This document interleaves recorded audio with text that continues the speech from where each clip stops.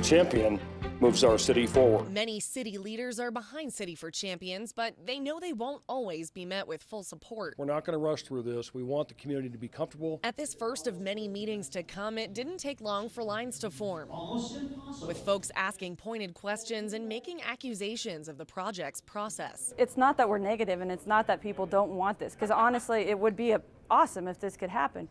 The problem is, though, it makes you wonder, okay, what's going on behind the scenes? Many are frustrated that they don't get to vote on the projects. Some argued there are already 3 Olympic museums in the U.S. and that filling a 10,000-seat stadium downtown would be tough. My understanding is that if for some reason in the end of a long dialogue that we're going to have in the community here, if one of those venues doesn't make economic sense, then we could elect potentially not to go forward, but I don't anticipate that. Questions about funding were at the forefront, with the tax incentive relying on an estimated $6.4 million in new tax revenue each year from the project. People don't go to museums. I'm sorry, I don't go cross country to visit a museum. I go for adventure.